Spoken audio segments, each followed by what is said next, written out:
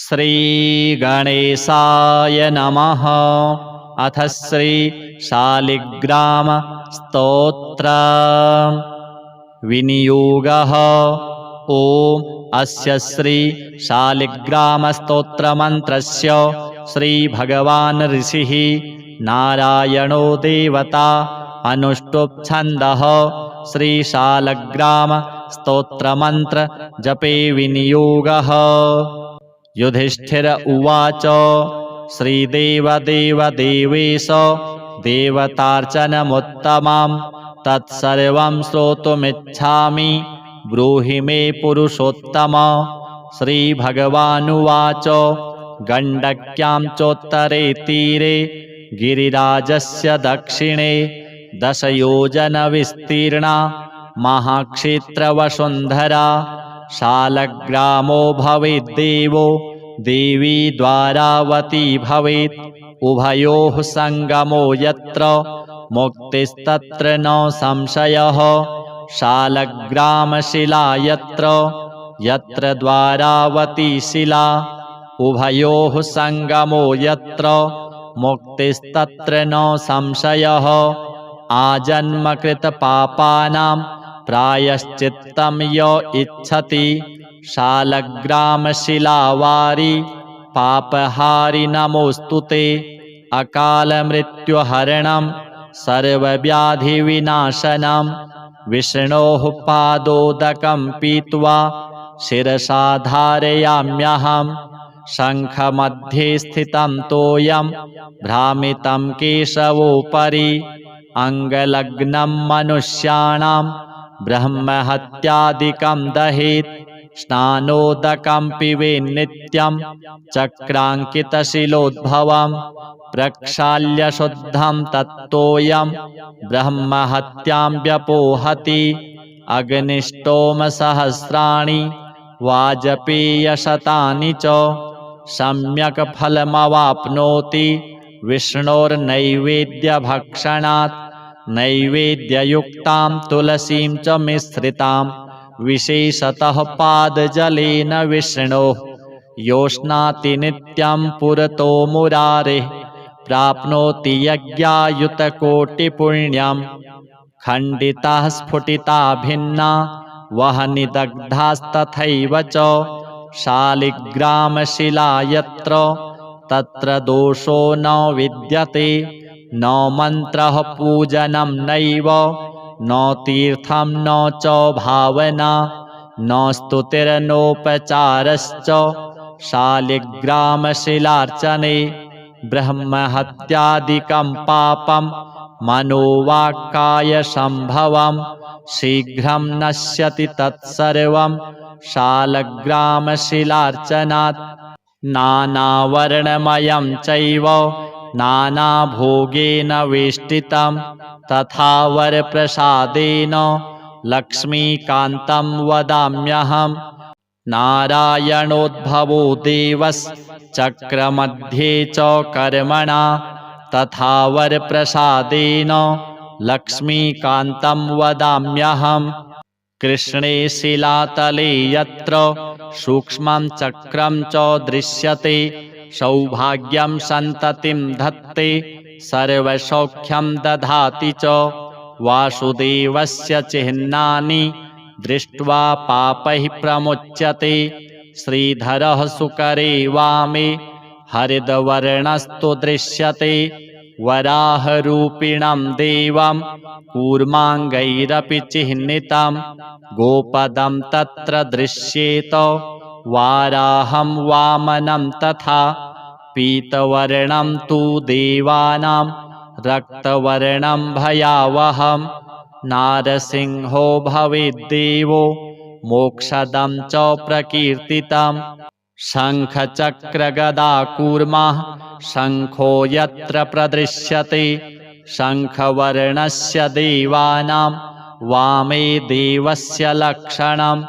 दामोदरं तथा स्थूलं मध्ये चक्रं प्रतिष्ठितं पूर्णद्वारेण संकीर्णा पीतरेखा च दृश्यते।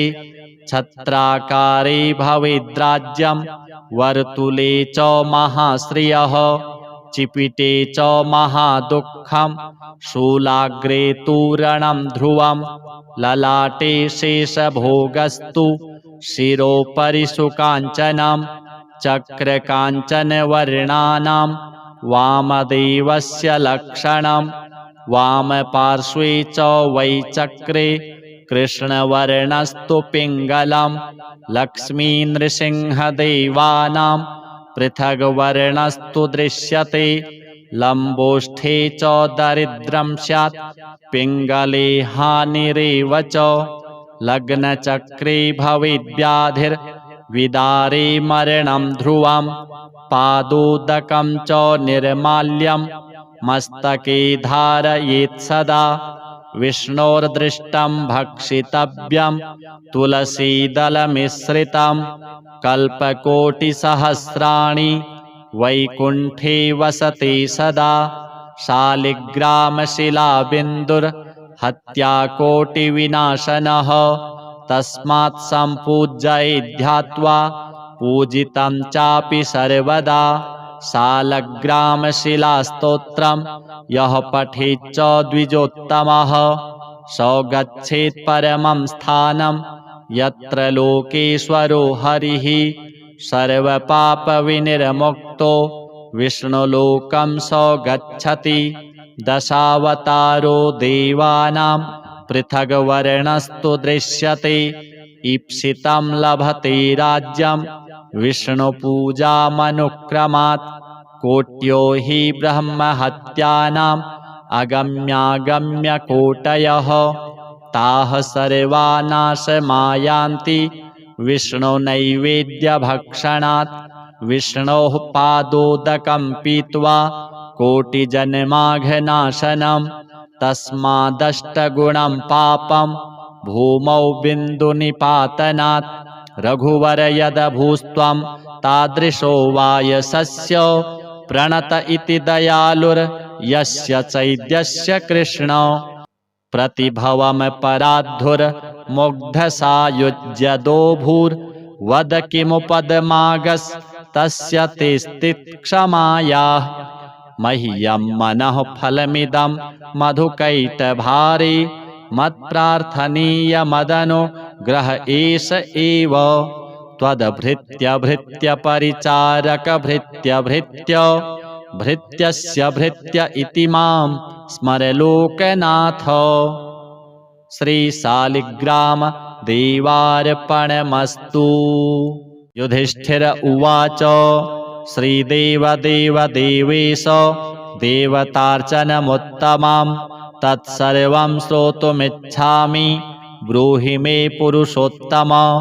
श्रीभगवानुवाच गण्डक्यां चोत्तरे तीरे गिरिराजस्य दक्षिणे 10 योजनविस्तीर्णा महाक्षेत्रवसुन्धरा शालग्रामो भवेद्देवो देवी द्वारावती भवेत् उभयोः सङ्गमो यत्र मुक्तिस्तत्र न संशयः शालग्रामशिला यत्र द्वारावती शिला उभयोः सङ्गमो यत्र मुक्तिस्तत्र न संशयः आजन्मकृतपापानां प्रायश्चित्तं य इच्छति शालग्रामशिलावारि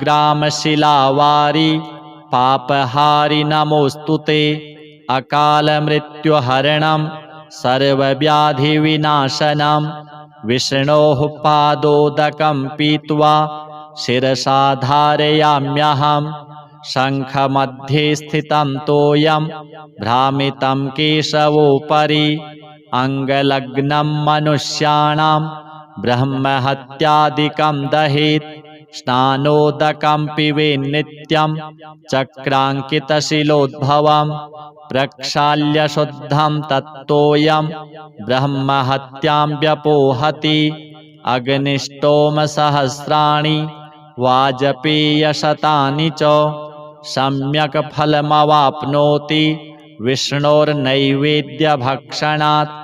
नैवेद्ययुक्तां तुलसीं च मिश्रितां विशेषतः पादजलेन विष्णोः योष्णाति नित्यं पुरतो मुरारेः प्राप्नोति यज्ञायुतकोटिपुण्यम्।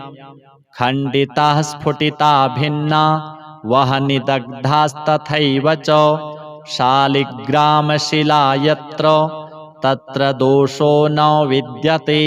न मन्त्रः पूजनं नैव न तीर्थं न च भावना न स्तुतिर्नोपचारश्च शालिग्रामशिलार्चने। ब्रह्महत्यादिकं पापं मनोवाक्कायसम्भवं शीघ्रं नश्यति तत्सर्वं शालग्रामशिलार्चनात्। नानावर्णमयं चैव नानाभोगेन वेष्टितं तथा वरप्रसादेन लक्ष्मीकान्तं वदाम्यहम्। नारायणोद्भवो देवश्चक्रमध्ये च कर्मणा तथा वरप्रसादेन लक्ष्मीकान्तं वदाम्यहम्। कृष्णे शिलातले यत्र सूक्ष्मं चक्रं च दृश्यते सौभाग्यं सन्ततिं धत्ते सर्वसौख्यं दधाति च। वासुदेवस्य चिह्नानि दृष्ट्वा पापैः प्रमुच्यते। श्रीधरः सुकरे वामे हरिद्वर्णस्तु दृश्यते। वराहरूपिणं देवं कूर्माङ्गैरपि चिह्नितं गोपदं तत्र दृश्येत वाराहं वामनं तथा। पीतवर्णं तु देवानां रक्तवर्णं भयावहं नारसिंहो भवेद्देवो मोक्षदं च प्रकीर्तितं। शङ्खचक्रगदाकूर्मः शङ्खो यत्र प्रदृश्यते शङ्खवर्णस्य देवानां वामे देवस्य लक्षणं। दामोदरं तथा स्थूलं मध्ये चक्रं प्रतिष्ठितं पूर्णद्वारेण संकीर्णा पीतरेखा च दृश्यते। छत्राकारे भवेद्राज्यं वर्तुले च महाश्रियः चिपिटे च महादुःखं शूलाग्रे तूरणं ध्रुवं ललाटे शेषभोगस्तु शिरोपरि सुकाञ्चनं। चक्रकाञ्चनवर्णानां वामदेवस्य लक्षणं वामपार्श्वे च वै चक्रे कृष्णवर्णस्तु पिङ्गलं। लक्ष्मीनृसिंहदेवानां पृथग्वर्णस्तु दृश्यते। लम्बोष्ठे च दरिद्रं स्यात् पिङ्गले हानिरेव च। लग्नचक्रे भवेद्व्याधिर्विदारे मरणं ध्रुवं पादोदकं च निर्माल्यं मस्तके धारयेत् सदा।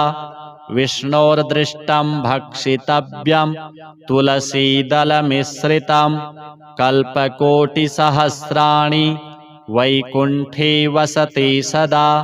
शालिग्रामशिलाबिन्दुर्हत्याकोटिविनाशनः तस्मात् सम्पूज्य ध्यात्वा पूजितं चापि सर्वदा। शालग्रामशिलास्तोत्रं यः पठेच्च द्विजोत्तमः स गच्छेत् परमं स्थानं यत्र लोकेश्वरो हरिः। सर्वपापविनिर्मुक्तो विष्णुलोकं स गच्छति। दशावतारो देवानां पृथग्वर्णस्तु दृश्यते। ईप्सितं लभते राज्यं विष्णुपूजामनुक्रमात्। कोट्यो हि ब्रह्महत्यानाम् अगम्यागम्यकोटयः ताः सर्वा नाशमायान्ति विष्णुनैवेद्यभक्षणात्। विष्णोः पादोदकं पीत्वा कोटिजन्माघनाशनं तस्मादष्टगुणं पापं भूमौ बिन्दुनिपातनात्। रघुवर यदभूस्त्वं तादृशो वायसस्य प्रणत इति दयालुर्यस्य चैद्यस्य कृष्ण। प्रतिभवं पराद्धुर्मुग्धसायुज्यदोभूर्वद किमुपदमागस्तस्य ते स्थित्क्षमायाः। मह्यं मनः फलमिदं मधुकैटभारे मत्प्रार्थनीयमदनो ग्रह एष एव त्वद्भृत्यभृत्यपरिचारकभृत्यभृत्य भृत्यस्य भृत्य इति मां स्मर लोकनाथ। श्रीशालिग्राम देवार्पणमस्तु। युधिष्ठिर उवाच श्रीदेवदेव देवेश देवतार्चनमुत्तमं तत्सर्वं श्रोतुमिच्छामि ब्रूहि मे पुरुषोत्तम। श्रीभगवानुवाच गण्डक्यां चोत्तरे तीरे गिरिराजस्य दक्षिणे 10 योजनविस्तीर्णा महाक्षेत्रवसुन्धरा शालग्रामो भवेद्देवो देवी द्वारावती भवेत् उभयोः सङ्गमो यत्र मुक्तिस्तत्र न संशयः शालग्रामशिला यत्र यत्र द्वारावती शिला उभयोः सङ्गमो यत्र मुक्तिस्तत्र न संशयः आजन्मकृतपापानां प्रायश्चित्तं य इच्छति शालग्रामशिलावारि पापहारि नमोऽस्तु ते अकालमृत्युहरणं सर्वव्याधिविनाशनं विष्णोः पादोदकं पीत्वा शिरसा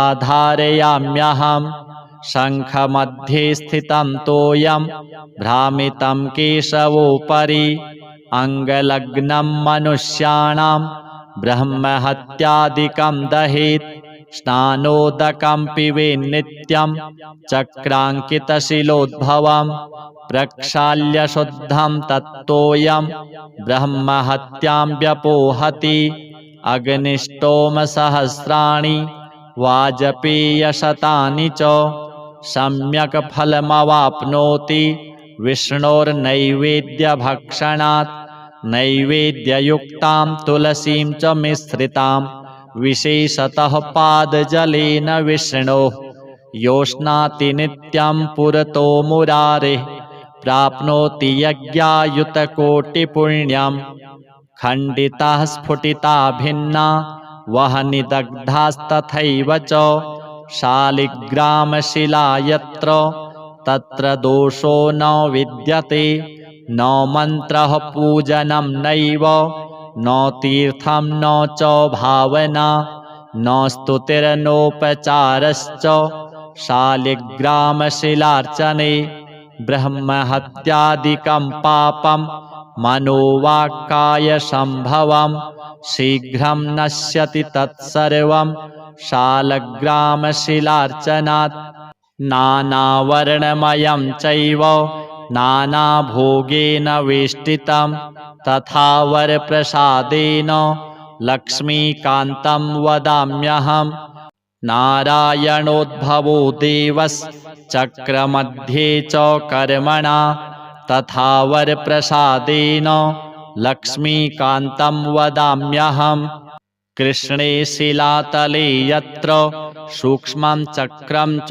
दृश्यते सौभाग्यं सन्ततिं धत्ते सर्वसौख्यं दधाति च वासुदेवस्य चिह्नानि दृष्ट्वा पापैः प्रमुच्यते श्रीधरः सुकरे वामे हरिद्वर्णस्तु दृश्यते वराहरूपिणं देवं कूर्माङ्गैरपि चिह्नितं गोपदं तत्र दृश्येत वाराहं वामनं तथा पीतवर्णं तु देवानां रक्तवर्णं भयावहं नारसिंहो भवेद्देवो मोक्षदं च प्रकीर्तितं शङ्खचक्रगदाकूर्मः शङ्खो यत्र प्रदृश्यते शङ्खवर्णस्य देवानां वामे देवस्य लक्षणं दामोदरं तथा स्थूलं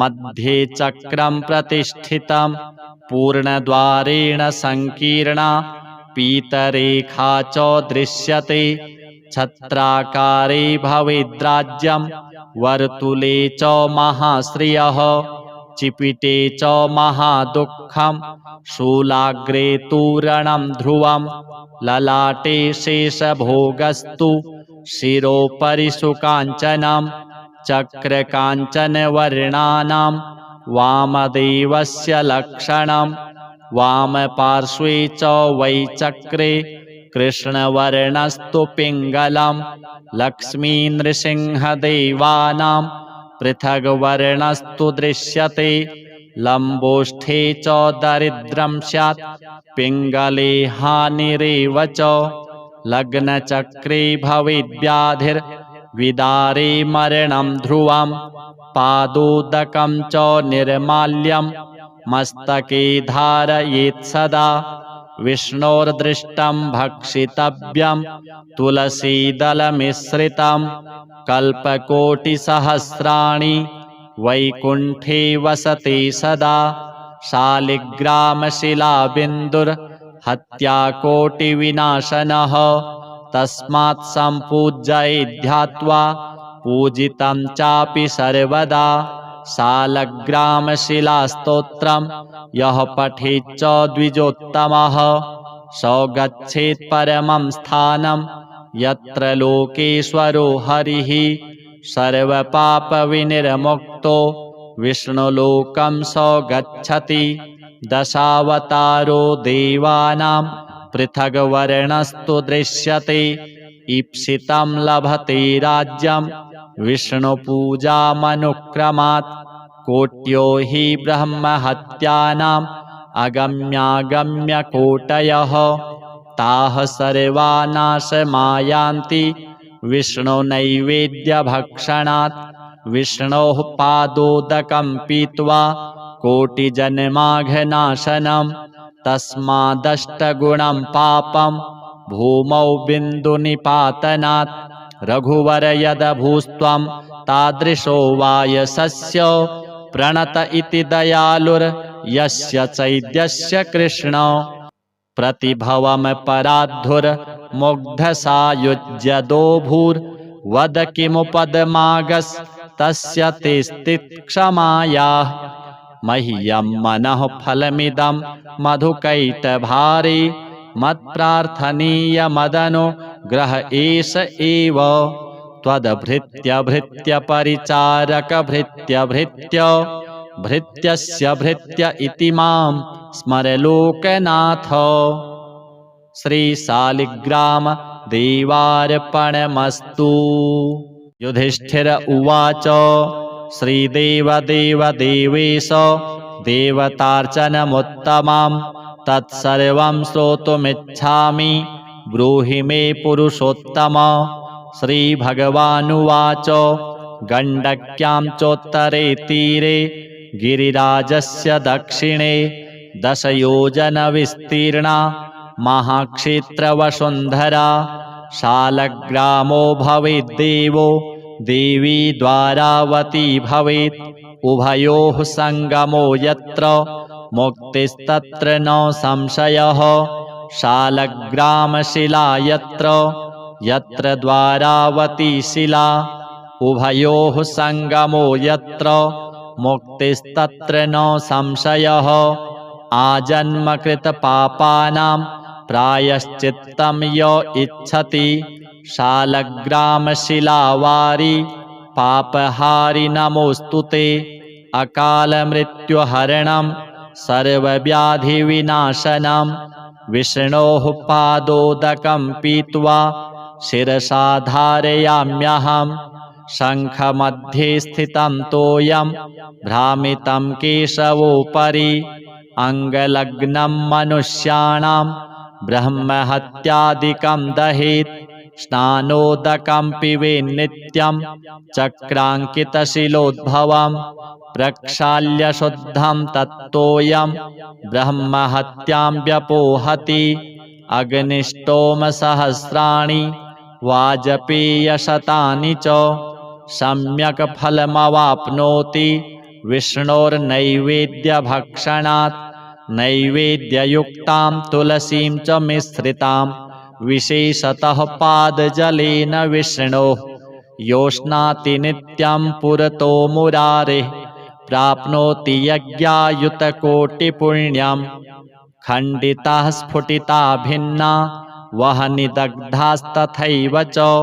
शालिग्रामशिला यत्र तत्र दोषो न विद्यते।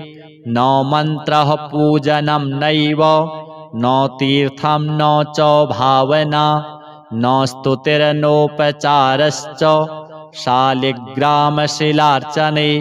ब्रह्महत्यादिकं पापं मनोवाक्कायसम्भवं शीघ्रं नश्यति तत्सर्वं शालग्रामशिलार्चनात्। नानावर्णमयं चैव नानाभोगेन वेष्टितं तथा वरप्रसादेन लक्ष्मीकान्तं वदाम्यहम्। नारायणोद्भवो देवश्चक्रमध्ये च कर्मणा तथा वरप्रसादेन लक्ष्मीकान्तं वदाम्यहम्। कृष्णे शिलातले यत्र सूक्ष्मं चक्रं च दृश्यते सौभाग्यं सन्ततिं धत्ते सर्वसौख्यं दधाति च। वासुदेवस्य चिह्नानि दृष्ट्वा पापैः प्रमुच्यते। श्रीधरः सुकरे वामे हरिद्वर्णस्तु दृश्यते। वराहरूपिणं देवं कूर्माङ्गैरपि चिह्नितं गोपदं तत्र दृश्येत वाराहं वामनं तथा। पीतवर्णं तु देवानां रक्तवर्णं भयावहं नारसिंहो भवेद्देवो मोक्षदं च प्रकीर्तितं। शङ्खचक्रगदाकूर्मः शङ्खो यत्र प्रदृश्यते शङ्खवर्णस्य देवानां वामे देवस्य लक्षणं। दामोदरं तथा स्थूलं मध्ये चक्रं प्रतिष्ठितं पूर्णद्वारेण संकीर्णा पीतरेखा च दृश्यते। छत्राकारे भवेद्राज्यं वर्तुले च महाश्रियः चिपिटे च महादुःखं शूलाग्रे तूरणं ध्रुवं ललाटे शेषभोगस्तु शिरोपरि सुकाञ्चनं। चक्रकाञ्चनवर्णानां वामदेवस्य लक्षणं वामपार्श्वे च वै चक्रे कृष्णवर्णस्तु पिङ्गलं। लक्ष्मीनृसिंहदेवानां पृथग्वर्णस्तु दृश्यते। लम्बोष्ठे च दरिद्रं स्यात् पिङ्गले हानिरेव च।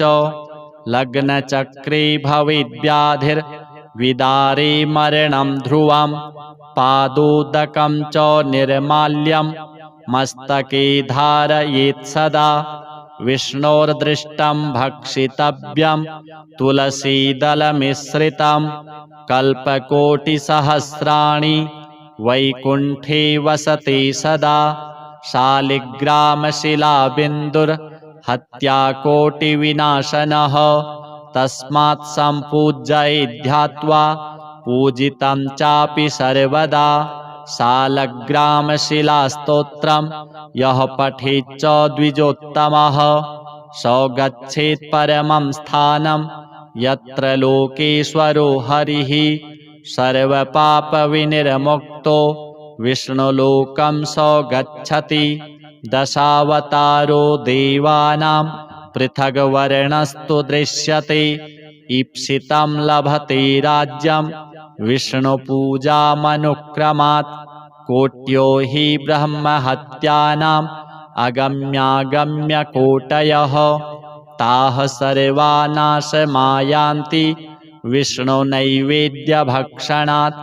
विष्णोः पादोदकं पीत्वा कोटिजन्माघनाशनं तस्मादष्टगुणं पापं भूमौ बिन्दुनिपातनात्।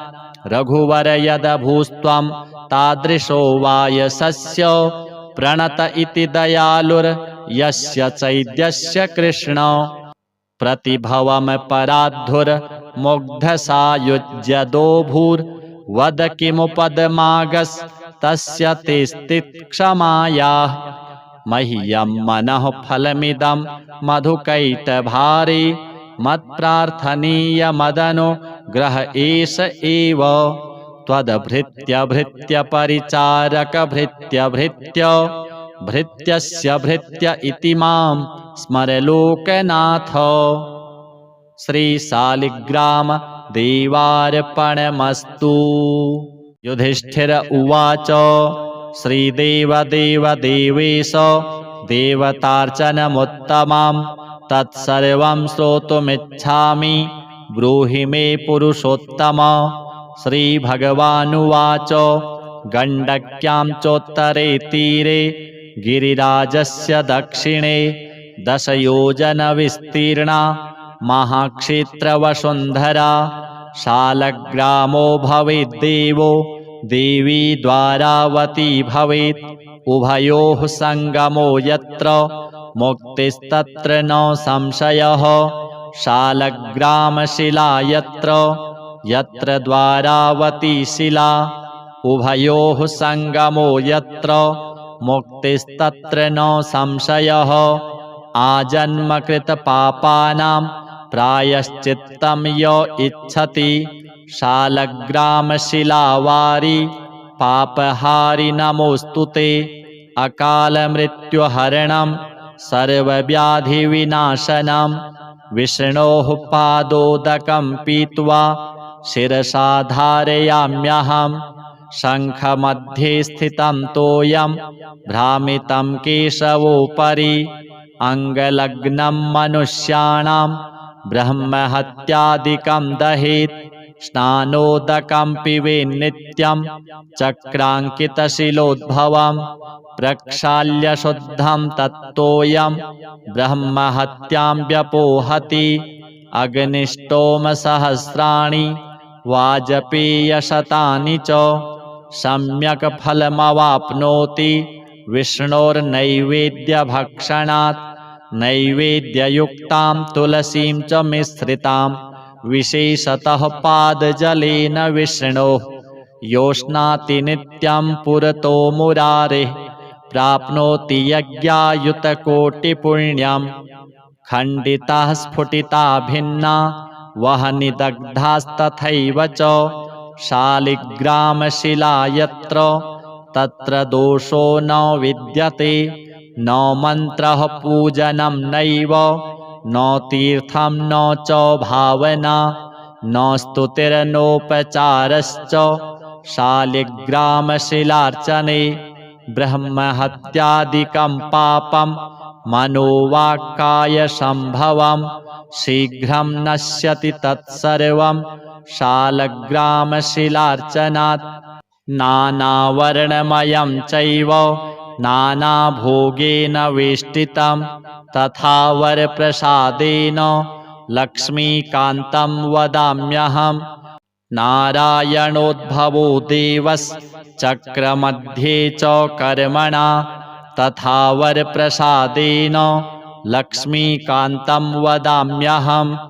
कृष्णे शिलातले यत्र सूक्ष्मं चक्रं च दृश्यते सौभाग्यं सन्ततिं धत्ते सर्वसौख्यं दधाति च। वासुदेवस्य चिह्नानि दृष्ट्वा पापैः प्रमुच्यते। श्रीधरः सुकरे वामे हरिद्वर्णस्तु दृश्यते। वराहरूपिणं देवं कूर्माङ्गैरपि चिह्नितं गोपदं तत्र दृश्येत। वाराहं वामनं तथा पीतवर्णं तु देवानां रक्तवर्णं भयावहं। नारसिंहो भवेद्देवो मोक्षदं च प्रकीर्तितं। शङ्खचक्रगदाकूर्मः शङ्खो यत्र प्रदृश्यते शङ्खवर्णस्य देवानां वामे देवस्य लक्षणं। दामोदरं तथा स्थूलं मध्ये चक्रं प्रतिष्ठितं पूर्णद्वारेण संकीर्णा पीतरेखा च दृश्यते। छत्राकारे भवेद्राज्यं वर्तुले च महाश्रियः।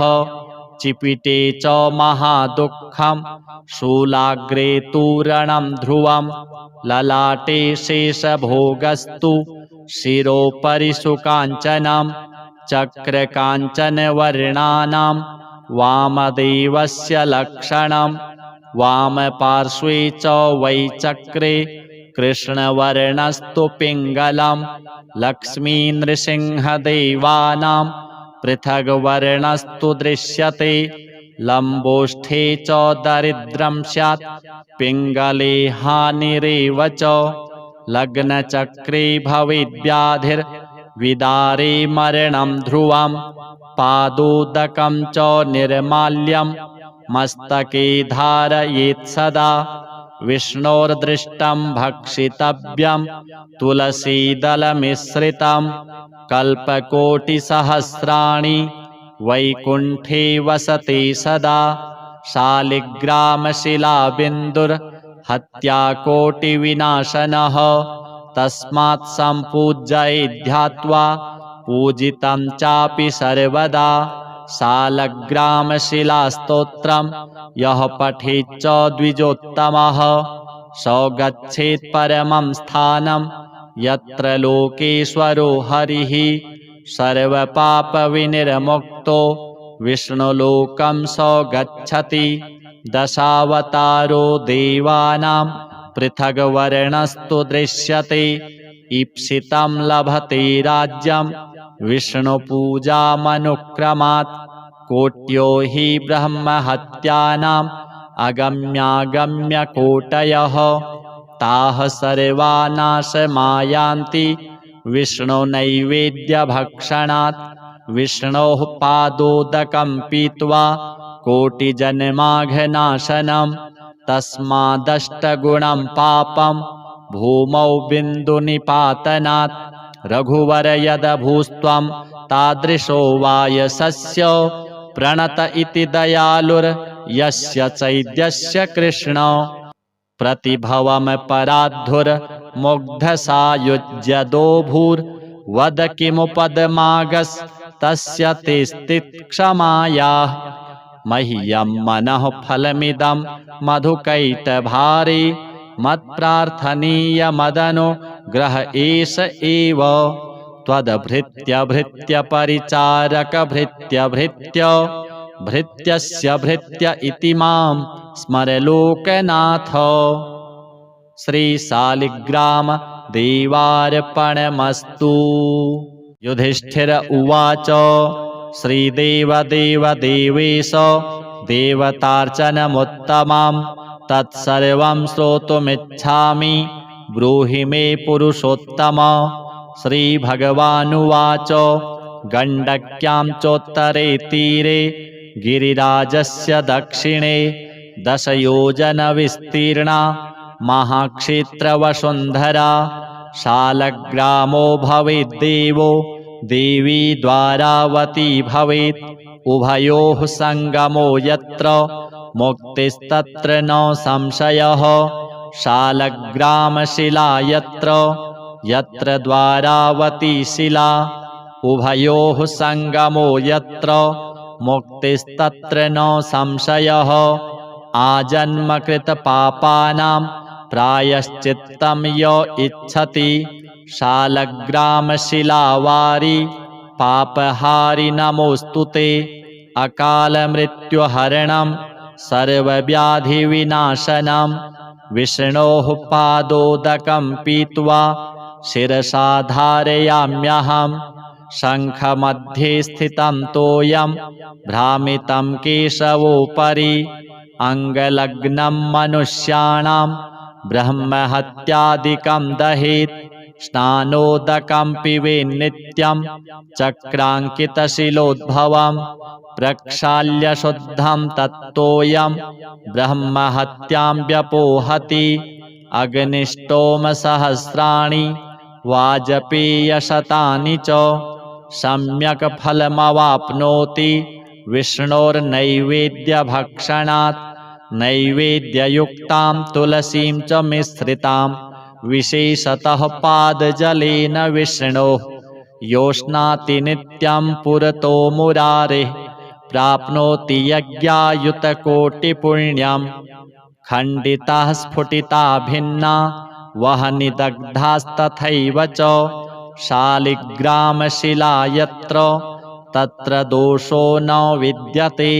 न मन्त्रः पूजनं नैव न तीर्थं न च भावना न स्तुतिर्नोपचारश्च शालिग्रामशिलार्चने। ब्रह्महत्यादिकं पापं मनोवाक्कायसम्भवं शीघ्रं नश्यति तत्सर्वं शालग्रामशिलार्चनात्।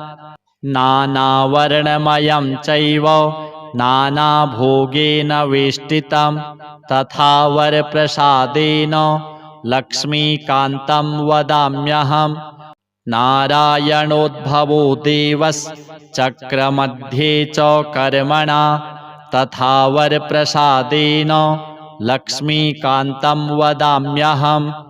कृष्णे शिलातले यत्र सूक्ष्मं चक्रं च दृश्यते सौभाग्यं सन्ततिं धत्ते सर्वसौख्यं दधाति च।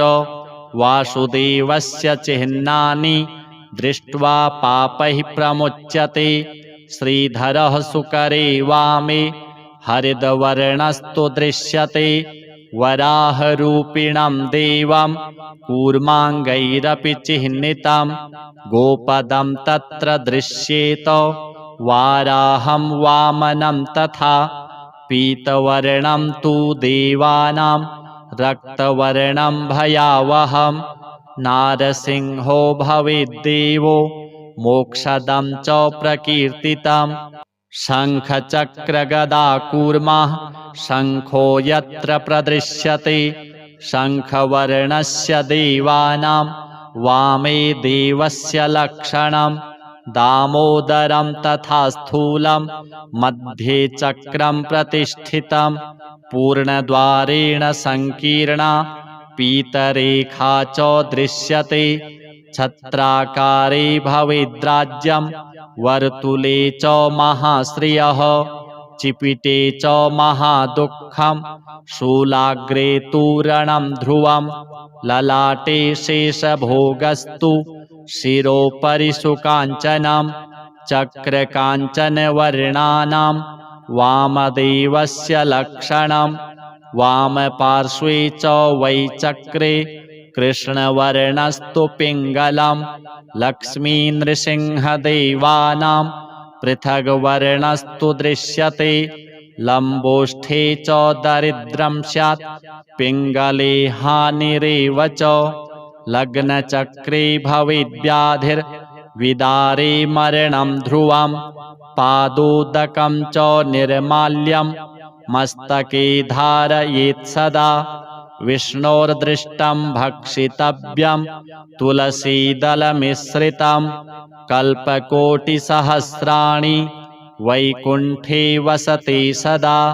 शालिग्रामशिलाबिन्दुर्हत्याकोटिविनाशनः तस्मात् सम्पूज्येत् ध्यात्वा पूजितं चापि सर्वदा। शालग्रामशिलास्तोत्रं यः पठेच्च द्विजोत्तमः स गच्छेत् परमं स्थानं यत्र लोकेश्वरो हरिः। सर्वपापविनिर्मुक्तो विष्णुलोकं स गच्छति। दशावतारो देवानां पृथग्वर्णस्तु दृश्यते। ईप्सितं लभते राज्यं विष्णुपूजामनुक्रमात्। कोट्यो हि ब्रह्महत्यानाम् अगम्यागम्यकोटयः ताः सर्वा नाशमायान्ति विष्णुनैवेद्यभक्षणात्। विष्णोः पादोदकं पीत्वा कोटिजन्माघनाशनं तस्मादष्टगुणं पापं भूमौ बिन्दुनिपातनात्। रघुवर यदभूस्त्वं तादृशो वायसस्य प्रणत इति दयालुर्यस्य चैद्यस्य कृष्ण। प्रतिभवं पराद्धुर्मुग्धसायुज्यदोभूर्वद किमुपदमागस्तस्य ते स्थित्क्षमायाः। मह्यं मनः फलमिदं मधुकैटभारे मत्प्रार्थनीयमदनो ग्रह एष एव त्वद्भृत्यभृत्यपरिचारकभृत्यभृत्य भृत्यस्य भृत्य इति मां स्मर लोकनाथ। श्रीशालिग्राम देवार्पणमस्तु।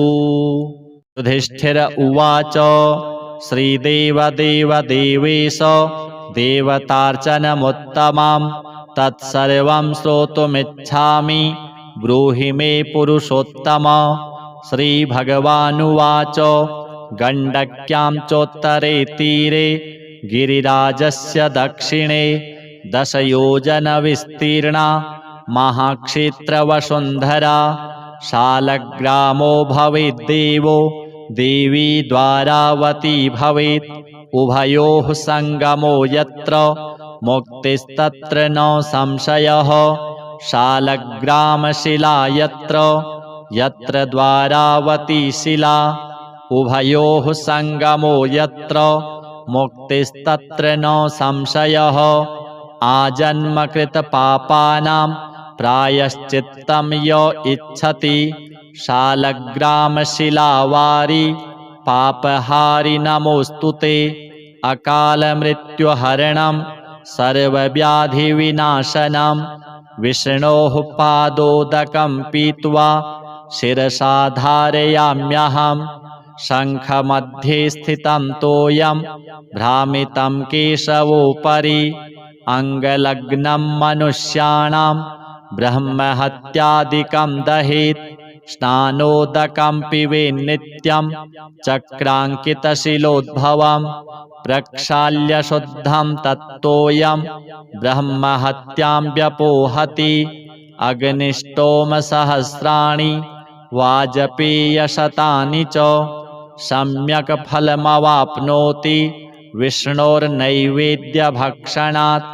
नैवेद्ययुक्तां तुलसीं च मिश्रितां विशेषतः पादजलेन विष्णोः योष्णाति नित्यं पुरतो मुरारेः प्राप्नोति यज्ञायुतकोटिपुण्यं। खण्डिताः स्फुटिता भिन्ना वह्निदग्धास्तथैव च शालिग्रामशिला यत्र तत्र दोषो न विद्यते। न मन्त्रः पूजनं नैव न तीर्थं न च भावना न स्तुतिर्नोपचारश्च शालिग्रामशिलार्चने। ब्रह्महत्यादिकं पापं मनोवाक्कायसम्भवं शीघ्रं नश्यति तत्सर्वं शालग्रामशिलार्चनात्। नानावर्णमयं चैव नानाभोगेन वेष्टितं तथा वरप्रसादेन लक्ष्मीकान्तं वदाम्यहं। नारायणोद्भवो देवश्चक्रमध्ये च कर्मणा तथा वरप्रसादेन लक्ष्मीकान्तं वदाम्यहं। कृष्णे शिलातले यत्र सूक्ष्मं चक्रं च दृश्यते सौभाग्यं सन्ततिं धत्ते सर्वसौख्यं दधाति च। वासुदेवस्य चिह्नानि दृष्ट्वा पापैः प्रमुच्यते। श्रीधरः सुकरे वामे हरिद्वर्णस्तु दृश्यते। वराहरूपिणं देवं कूर्माङ्गैरपि चिह्नितं गोपदं तत्र दृश्येत। वाराहं वामनं तथा पीतवर्णं तु देवानां रक्तवर्णं भयावहं। नारसिंहो भवेद्देवो मोक्षदं च प्रकीर्तितं। शङ्खचक्रगदाकूर्मः शङ्खो यत्र प्रदृश्यते शङ्खवर्णस्य देवानां वामे देवस्य लक्षणं। दामोदरं तथा स्थूलं मध्ये चक्रं प्रतिष्ठितं पूर्णद्वारेण संकीर्णा पीतरेखा च दृश्यते। छत्राकारे भवेद्राज्यं वर्तुले च महाश्रियः। चिपिटे च महादुःखं शूलाग्रे तूरणं ध्रुवं ललाटे शेषभोगस्तु शिरोपरि सुकाञ्चनं चक्रकाञ्चनवर्णानां वामदेवस्य लक्षणं वामपार्श्वे च वै चक्रे कृष्णवर्णस्तु पिङ्गलं लक्ष्मीनृसिंहदेवानां पृथग्वर्णस्तु दृश्यते लम्बोष्ठे च दारिद्र्यं स्यात् पिङ्गले हानिरेव च लग्नचक्रे भवेद्व्याधिर्विदारे मरणं ध्रुवं पादोदकं च निर्माल्यं मस्तके धारयेत् सदा विष्णोर्दृष्टं भक्षितव्यं तुलसीदलमिश्रितं कल्पकोटिसहस्राणि वैकुण्ठे वसते सदा शालिग्रामशिलाबिन्दुर्हत्याकोटिविनाशनः तस्मात् सम्पूज्य ध्यात्वा पूजितं चापि सर्वदा शालग्रामशिलास्तोत्रं यः पठेच्च द्विजोत्तमः स गच्छेत् परमं स्थानं यत्र लोकेश्वरो हरिः सर्वपापविनिर्मुक्तो विष्णुलोकं स गच्छति दशावतारो देवानां पृथग्वर्णस्तु दृश्यते ईप्सितं लभते राज्यं विष्णुपूजामनुक्रमात् कोट्यो हि ब्रह्महत्यानाम् अगम्यागम्यकोटयः ताः सर्वा नाशमायान्ति विष्णुनैवेद्यभक्षणात् विष्णोः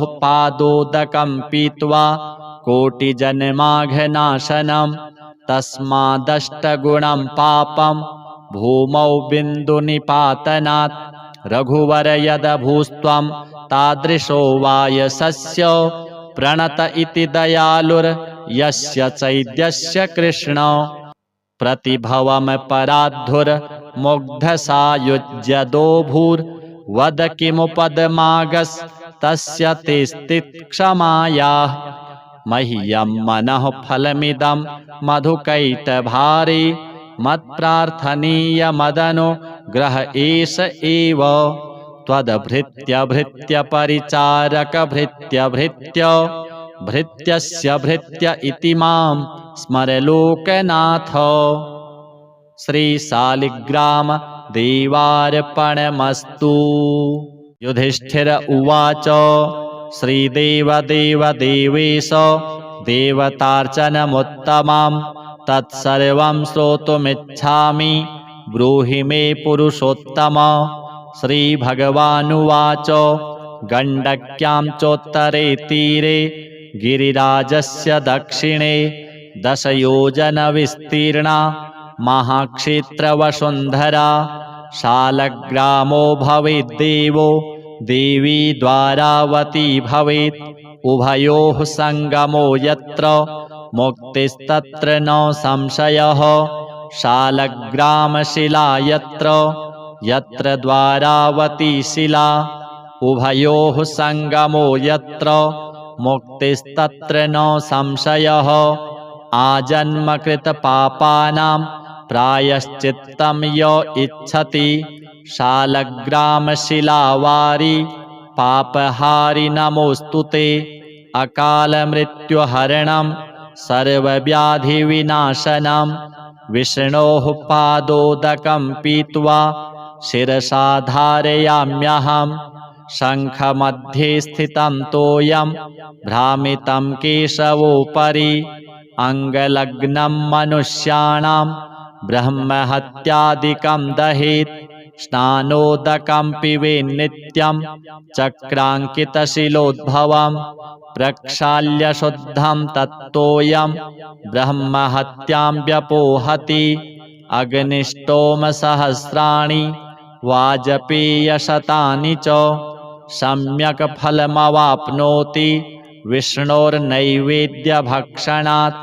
नैवेद्ययुक्तां तुलसीं च मिश्रितां विशेषतः पादजलेन विष्णोः योष्णाति नित्यं पुरतो मुरारेः प्राप्नोति यज्ञायुतकोटिपुण्यम् खण्डिताः स्फुटिता भिन्ना वह्निदग्धास्तथैव च शालिग्रामशिला यत्र तत्र दोषो न विद्यते न मन्त्रः पूजनं नैव न तीर्थं न च भावना न स्तुतिर्नोपचारश्च शालिग्रामशिलार्चने ब्रह्महत्यादिकं पापं मनोवाक्कायसम्भवं शीघ्रं नश्यति तत्सर्वं शालग्रामशिलार्चनात् नानावर्णमयं चैव नानाभोगेन वेष्टितं तथा वरप्रसादेन लक्ष्मीकान्तं वदाम्यहम् नारायणोद्भवो देवश्चक्रमध्ये च कर्मणा तथा वरप्रसादेन लक्ष्मीकान्तं वदाम्यहम् कृष्णे शिलातले यत्र सूक्ष्मं चक्रं च दृश्यते सौभाग्यं सन्ततिं धत्ते सर्वसौख्यं दधाति च वासुदेवस्य चिह्नानि दृष्ट्वा पापैः प्रमुच्यते श्रीधरः सुकरे वामे हरिद्वर्णस्तु दृश्यते वराहरूपिणं देवं कूर्माङ्गैरपि चिह्नितं गोपदं तत्र दृश्येत वाराहं वामनं तथा पीतवर्णं तु देवानां रक्तवर्णं भयावहं नारसिंहो भवेद्देवो मोक्षदं च प्रकीर्तितं शङ्खचक्रगदाकूर्मः शङ्खो यत्र प्रदृश्यते शङ्खवर्णस्य देवानां वामे देवस्य लक्षणं दामोदरं तथा स्थूलं मध्ये चक्रं प्रतिष्ठितं पूर्णद्वारेण संकीर्णा पीतरेखा च दृश्यते छत्राकारे भवेद्राज्यं वर्तुले च महाश्रियः चिपिटे च महादुःखं शूलाग्रे तूरणं ध्रुवं ललाटे शेषभोगस्तु शिरोपरि सुकाञ्चनं चक्रकाञ्चनवर्णानां वामदेवस्य लक्षणं वामपार्श्वे च वै चक्रे कृष्णवर्णस्तु पिङ्गलं लक्ष्मीनृसिंहदेवानां पृथग्वर्णस्तु दृश्यते लम्बोष्ठे च दरिद्रं स्यात् पिङ्गले हानिरेव च लग्नचक्रे भवेद्व्याधिर्विदारे मरणं ध्रुवं पादोदकं च निर्माल्यं मस्तके धारयेत् सदा विष्णोर्दृष्टं भक्षितव्यं तुलसीदलमिश्रितं कल्पकोटिसहस्राणि वैकुण्ठे वसते सदा शालिग्रामशिलाबिन्दुर्हत्याकोटिविनाशनः तस्मात् सम्पूज्येद्ध्यात्वा पूजितं चापि सर्वदा शालग्रामशिलास्तोत्रं यः पठेच्च द्विजोत्तमः स गच्छेत् परमं स्थानं यत्र लोकेश्वरो हरिः सर्वपापविनिर्मुक्तो विष्णुलोकं स गच्छति दशावतारो देवानां पृथग्वर्णस्तु दृश्यते ईप्सितं लभते राज्यं विष्णुपूजामनुक्रमात् कोट्यो हि ब्रह्महत्यानाम् अगम्यागम्यकोटयः ताः सर्वा नाशमायान्ति विष्णुनैवेद्यभक्षणात् विष्णोः पादोदकं पीत्वा कोटिजन्माघनाशनं तस्मादष्टगुणं पापं भूमौ बिन्दुनिपातनात् रघुवर यदभूस्त्वं तादृशो वायसस्य प्रणत इति दयालुर्यस्य चैद्यस्य कृष्ण प्रतिभवमपराद्धुर्मुग्धसायुज्यदोभूर्वद किमुपदमागस्तस्य ते स्थित्क्षमायाः मह्यं मनः फलमिदं मधुकैटभारे मत्प्रार्थनीयमदनुग्रह एष एव त्वद्भृत्यभृत्यपरिचारकभृत्यभृत्य भृत्यस्य भृत्य इति मां स्मर लोकनाथ। श्रीशालिग्राम देवार्पणमस्तु। युधिष्ठिर उवाच श्रीदेवदेवदेवेश देवतार्चनमुत्तमं तत्सर्वं श्रोतुमिच्छामि ब्रूहि मे पुरुषोत्तम। श्रीभगवानुवाच गण्डक्यां चोत्तरे तीरे गिरिराजस्य दक्षिणे 10 योजनविस्तीर्णा महाक्षेत्रवसुन्धरा शालग्रामो भवेद्देवो देवी द्वारावती भवेत् उभयोः सङ्गमो यत्र मुक्तिस्तत्र न संशयः शालग्रामशिला यत्र द्वारावती शिला उभयोः सङ्गमो यत्र मुक्तिस्तत्र न संशयः आजन्मकृतपापानां प्रायश्चित्तं य इच्छति शालग्रामशिलावारि पापहारि नमोऽस्तु ते। अकालमृत्युहरणं सर्वव्याधिविनाशनं विष्णोः पादोदकं पीत्वा शिरसा धारयाम्यहम्। शङ्खमध्ये स्थितं तोयं भ्रामितं केशवोपरि अङ्गलग्नं मनुष्याणां ब्रह्महत्यादिकं दहेत् स्नानोदकं पिबेन्नित्यं चक्राङ्कितशिलोद्भवं प्रक्षाल्य शुद्धं तत्तोयं ब्रह्महत्यां व्यपोहति। अग्निष्टोमसहस्राणि वाजपेयशतानि च सम्यक् फलमवाप्नोति विष्णोर्नैवेद्यभक्षणात्। नैवेद्ययुक्तां तुलसीं च मिश्रितां विशेषतः पादजलेन विष्णोः योष्णाति नित्यं पुरतो मुरारेः प्राप्नोति यज्ञायुतकोटिपुण्यं। खण्डिताः स्फुटिता भिन्ना वह्निदग्धास्तथैव च शालिग्रामशिला यत्र तत्र दोषो न विद्यते न मन्त्रः पूजनं नैव न तीर्थं न च भावना न स्तुतिर्नोपचारश्च शालिग्रामशिलार्चने। ब्रह्महत्यादिकं पापं मनोवाक्कायसम्भवं शीघ्रं नश्यति तत्सर्वं शालग्रामशिलार्चनात्। नानावर्णमयं चैव नानाभोगेन वेष्टितं तथा वरप्रसादेन लक्ष्मीकान्तं वदाम्यहम्।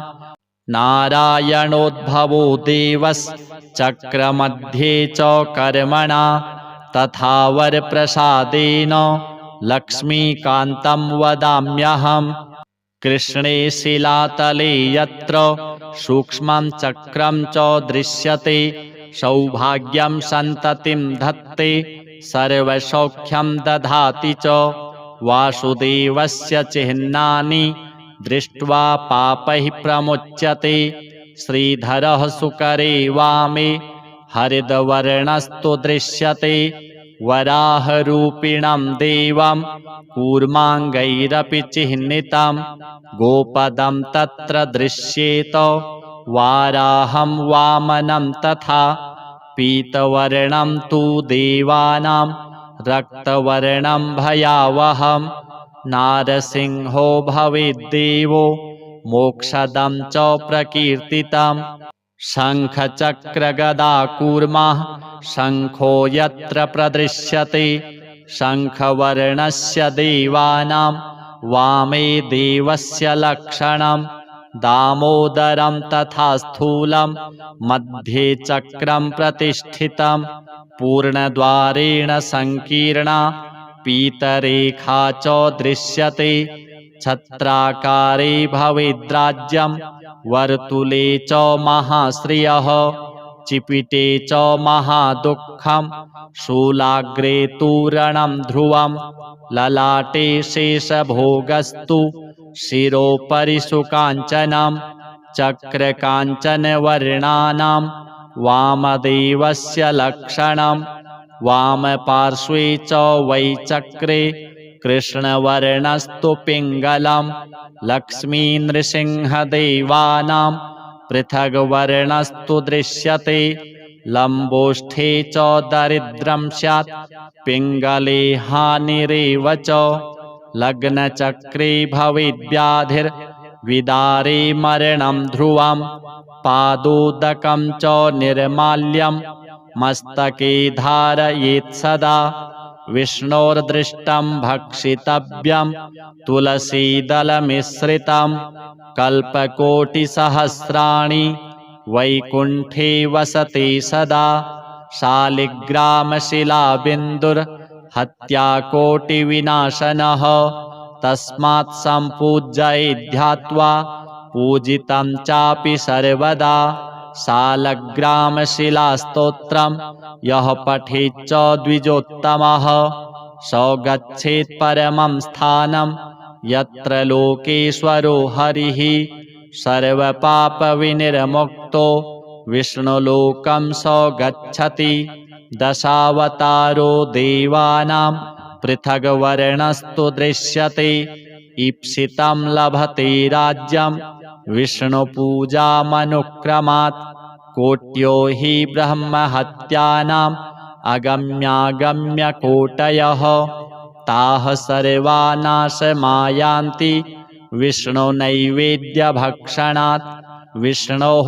पादोदकं पीत्वा कोटिजन्माघनाशनं तस्मादष्टगुणं पापं भूमौ बिन्दुनिपातनात् रघुवर यदभूस्त्वं तादृशो वायसस्य प्रणत इति दयालुर्यस्य चैद्यस्य कृष्ण प्रतिभवमपराधुर्मुग्धसायुज्यदोभूर्वद किमुपदमागस्तस्य तेस्तिक्षमायाः मह्यं मनः फलमिदं मधुकैटभारे मत्प्रार्थनीयमदनुग्रह एष एव त्वद्भृत्यभृत्यपरिचारकभृत्यभृत्य भृत्यस्य भृत्य इति मां स्मर लोकनाथ। श्रीशालिग्राम देवार्पणमस्तु। युधिष्ठिर उवाच श्रीदेवदेवदेवेश देवतार्चनमुत्तमं तत्सर्वं श्रोतुमिच्छामि ब्रूहि मे पुरुषोत्तम। श्रीभगवानुवाच गण्डक्यां चोत्तरे तीरे गिरिराजस्य दक्षिणे 10 योजनविस्तीर्णा महाक्षेत्रवसुन्धरा शालग्रामो भवेद्देवो देवी द्वारावती भवेत् उभयोः सङ्गमो यत्र मुक्तिस्तत्र न संशयः शालग्रामशिला यत्र द्वारावती शिला उभयोः सङ्गमो यत्र मुक्तिस्तत्र न संशयः आजन्मकृतपापानां प्रायश्चित्तं य इच्छति शालग्रामशिलावारि पापहारि नमोऽस्तु ते। अकालमृत्युहरणं सर्वव्याधिविनाशनं विष्णोः पादोदकं पीत्वा शिरसा धारयाम्यहम्। शङ्खमध्ये स्थितं तोयं भ्रामितं केशवोपरि अङ्गलग्नं मनुष्याणां ब्रह्महत्यादिकं दहेत्। स्नानोदकं पिबेन्नित्यं चक्राङ्कितशिलोद्भवं प्रक्षाल्य शुद्धं तत्तोयं ब्रह्महत्यां व्यपोहति। अग्निष्टोमसहस्राणि वाजपेयशतानि च सम्यक् फलमवाप्नोति विष्णोर्नैवेद्यभक्षणात्। नैवेद्ययुक्तां तुलसीं च मिश्रितां विशेषतः पादजलेन विष्णोः योष्णाति नित्यं पुरतो मुरारेः प्राप्नोति यज्ञायुतकोटिपुण्यम्। खण्डिताः स्फुटिता भिन्ना वह्निदग्धास्तथैव च। शालिग्रामशिला यत्र तत्र दोषो न विद्यते। न मन्त्रः पूजनं नैव न तीर्थं न च भावना न स्तुतिर्नोपचारश्च शालिग्रामशिलार्चने। ब्रह्महत्यादिकं पापं मनोवाक्कायसम्भवं शीघ्रं नश्यति तत्सर्वं शालग्रामशिलार्चनात्। नानावर्णमयं चैव नानाभोगेन वेष्टितं तथा वरप्रसादेन लक्ष्मीकान्तं वदाम्यहम्। नारायणोद्भवो देवश्चक्रमध्ये च कर्मणा तथा वरप्रसादेन लक्ष्मीकान्तं वदाम्यहम्। कृष्णे शिलातले यत्र सूक्ष्मं चक्रं च दृश्यते सौभाग्यं सन्ततिं धत्ते सर्वसौख्यं दधाति च। वासुदेवस्य चिह्नानि दृष्ट्वा पापैः प्रमुच्यते। श्रीधरः सुकरे वामे हरिद्वर्णस्तु दृश्यते। वराहरूपिणं देवं कूर्माङ्गैरपि चिह्नितं गोपदं तत्र दृश्येत वाराहं वामनं तथा। पीतवर्णं तु देवानां रक्तवर्णं भयावहं नारसिंहो भवेद्देवो मोक्षदं च प्रकीर्तितं।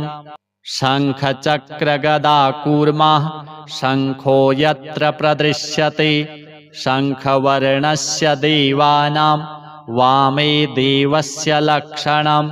दामोदरं तथा स्थूलं मध्ये चक्रं प्रतिष्ठितं पूर्णद्वारेण संकीर्णा पीतरेखा च दृश्यते। छत्राकारे भवेद्राज्यं वर्तुले च महाश्रियः चिपिटे च महादुःखं शूलाग्रे तूरणं ध्रुवं ललाटे शेषभोगस्तु शिरोपरि सुकाञ्चनं। चक्रकाञ्चनवर्णानां वामदेवस्य लक्षणं वामपार्श्वे च वै चक्रे कृष्णवर्णस्तु पिङ्गलं। लक्ष्मीनृसिंहदेवानां पृथग्वर्णस्तु दृश्यते। लम्बोष्ठे च दरिद्रं स्यात् पिङ्गले हानिरेव च। लग्नचक्रे भवेद्व्याधिर्विदारे मरणं ध्रुवं पादोदकं च निर्माल्यं मस्तके धारयेत् सदा। विष्णोर्दृष्टं भक्षितव्यं तुलसीदलमिश्रितं कल्पकोटिसहस्राणि वैकुण्ठे वसते सदा। शालिग्रामशिलाबिन्दुर्हत्याकोटिविनाशनः तस्मात् सम्पूज्य ध्यात्वा पूजितं चापि सर्वदा।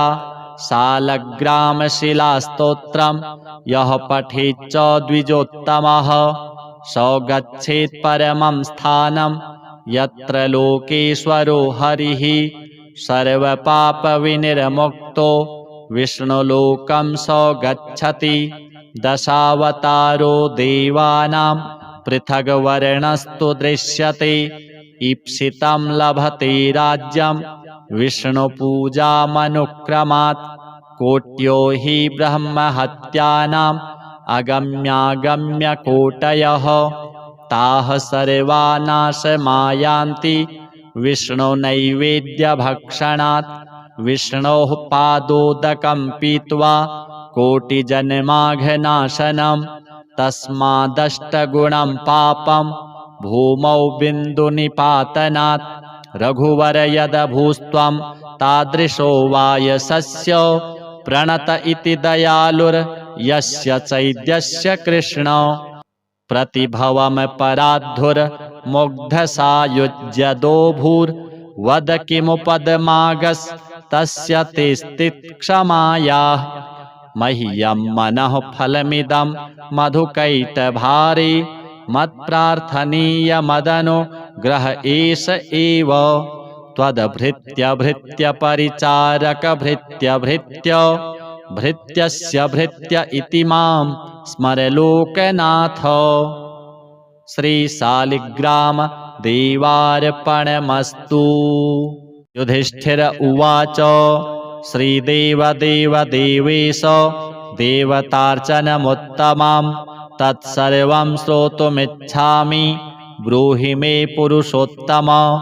श्रीभगवानुवाच गण्डक्यां चोत्तरे तीरे गिरिराजस्य दक्षिणे 10 योजनविस्तीर्णा महाक्षेत्रवसुन्धरा शालग्रामो भवेद्देवो देवी द्वारावती भवेत् उभयोः सङ्गमो यत्र मुक्तिस्तत्र न संशयः शालग्रामशिला यत्र द्वारावती शिला उभयोः सङ्गमो यत्र मुक्तिस्तत्र न संशयः आजन्मकृतपापानां प्रायश्चित्तं य इच्छति शालग्रामशिलावारि पापहारि नमोऽस्तु ते। अकालमृत्युहरणं सर्वव्याधिविनाशनं विष्णोः पादोदकं पीत्वा शिरसा धारयाम्यहं शङ्खमध्ये स्थितं तोयं भ्रामितं केशवोपरि अङ्गलग्नं मनुष्याणां ब्रह्महत्यादिकं दहेत् स्नानोदकं पिबेन्नित्यं चक्राङ्कितशिलोद्भवं प्रक्षाल्य शुद्धं तत्तोयं ब्रह्महत्यां व्यपोहति अग्निष्टोमसहस्राणि वाजपेयशतानि च सम्यक् फलमवाप्नोति विष्णोर्नैवेद्यभक्षणात् नैवेद्ययुक्तां तुलसीं च मिश्रितां विशेषतः पादजलेन विष्णोः योष्णाति नित्यं पुरतो मुरारेः प्राप्नोति यज्ञायुतकोटिपुण्यं खण्डिताः स्फुटिता भिन्ना वह्निदग्धास्तथैव च शालिग्रामशिला यत्र तत्र दोषो न विद्यते न मन्त्रः पूजनं नैव न तीर्थं न च भावना न स्तुतिर्नोपचारश्च शालिग्रामशिलार्चने ब्रह्महत्यादिकं पापं मनोवाक्कायसम्भवं शीघ्रं नश्यति तत्सर्वं शालग्रामशिलार्चनात् नानावर्णमयं चैव नानाभोगेन वेष्टितं तथा वरप्रसादेन लक्ष्मीकान्तं वदाम्यहं नारायणोद्भवो देवश्चक्रमध्ये च कर्मणा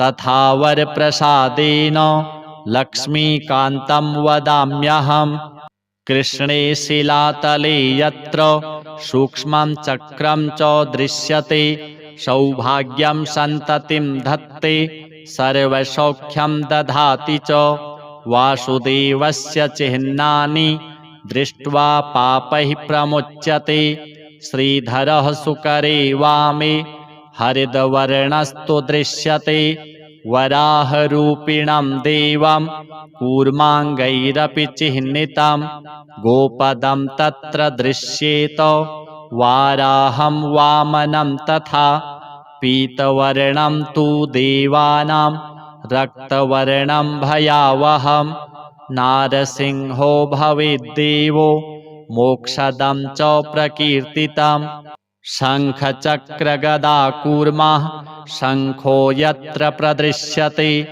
शङ्खवर्णस्य देवानां वामे देवस्य लक्षणं दामोदरं तथा स्थूलं मध्ये चक्रं प्रतिष्ठितं पूर्णद्वारेण संकीर्णा पीतरेखा च दृश्यते छत्राकारे भवेद्राज्यं वर्तुले च महाश्रियः चिपिटे च महादुःखं शूलाग्रे तूरणं ध्रुवं ललाटे शेषभोगस्तु शिरोपरि सुकाञ्चनं चक्रकाञ्चनवर्णानां वामदेवस्य लक्षणं वामपार्श्वे च वै चक्रे कृष्णवर्णस्तु पिङ्गलं लक्ष्मीनृसिंहदेवानां पृथग्वर्णस्तु दृश्यते लम्बोष्ठे च दरिद्रं स्यात् पिङ्गले हानिरेव च लग्नचक्रे भवेद्व्याधिर्विदारे मरणं ध्रुवं पादोदकं च निर्माल्यं मस्तके धारयेत् सदा विष्णोर्दृष्टं भक्षितव्यं तुलसीदलमिश्रितं कल्पकोटिसहस्राणि वैकुण्ठे वसते सदा शालिग्रामशिलाबिन्दुर्हत्याकोटिविनाशनः तस्मात् सम्पूज्य ध्यात्वा पूजितं चापि सर्वदा शालग्रामशिलास्तोत्रं यः पठेच्च द्विजोत्तमः स गच्छेत् परमं स्थानं यत्र लोकेश्वरो हरिः सर्वपापविनिर्मुक्तो विष्णुलोकं स गच्छति दशावतारो देवानां पृथग्वर्णस्तु दृश्यते ईप्सितं लभते राज्यं विष्णुपूजामनुक्रमात् कोट्यो हि ब्रह्महत्यानाम् अगम्यागम्यकोटयः ताः सर्वा नाशमायान्ति विष्णुनैवेद्यभक्षणात् विष्णोः पादोदकं पीत्वा कोटिजन्माघनाशनं तस्मादष्टगुणं पापं भूमौ बिन्दुनिपातनात् रघुवर यदभूस्त्वं तादृशो वायसस्य प्रणत इति दयालुर्यस्य चैद्यस्य कृष्ण प्रतिभवमपराधुर्मुग्धसायुज्यदोभूर्वद किमुपदमागस्तस्य तेस्तिक्षमायाः मह्यं मनः फलमिदं मधुकैटभारे मत्प्रार्थनीयमदनुग्रह एष एव त्वद्भृत्यभृत्यपरिचारकभृत्यभृत्य भृत्यस्य भृत्य इति मां स्मर लोकनाथ। श्रीशालिग्राम देवार्पणमस्तु।